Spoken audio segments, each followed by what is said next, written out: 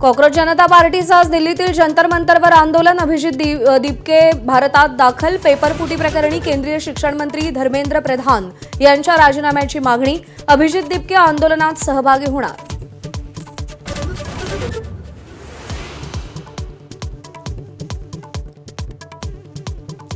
Cockroach जनता पार्टीचे संस्थापक अभिजित दीपके दिल्ली विमानतळावर दाखल। माझं भवितव्य संविधानाच्या हाती सोपवतोय। जय भीम। भारताकडे रवाना होण्यापूर्वी दीपकेंची पोस्ट।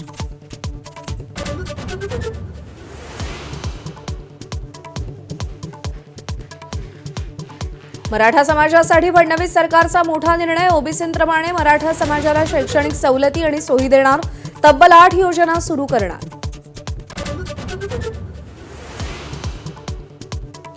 किल्ले रायगडावर छत्रपती शिवाजी महाराजांचा शिवराज्याभिषेक सोहळा।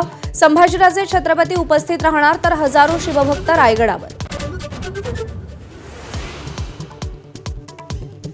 मुंबईवर पाणी टंचाईचं सावट। केंद्रीय भूजल प्राधिकरण नियमांमुळे टँकर व्यवसाय अडचणीत आल्याचा टँकर असोसिएशनचा दावा। मुख्यमंत्री फडणवीसांना पत्र लिहित तोडगा काढण्याची मागणी।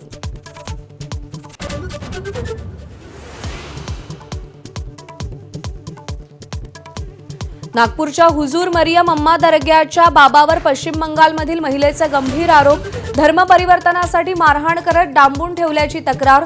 तिघांना अटक। एसआयटी ही स्थापन।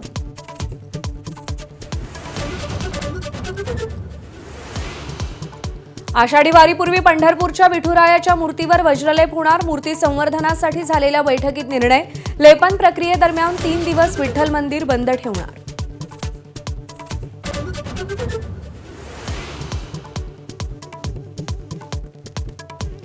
भारत आणि अफगाणिस्तानातील एकमेव कसोटी आजपासून ऋषभ पंतच्या खेळाकडे सगळ्यांचं लक्ष।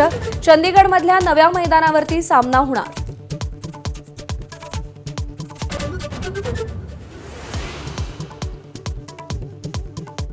इंग्लंड आणि आयर्लंड विरुद्ध श्रेयस अय्यर टी20 संघाचा कर्णधार होण्याची शक्यता। सूर्यकुमारला संघातही स्थान मिळणं कठीण। वैभव सूर्यवंशीच्या पदार्पणाचीही शक्यता।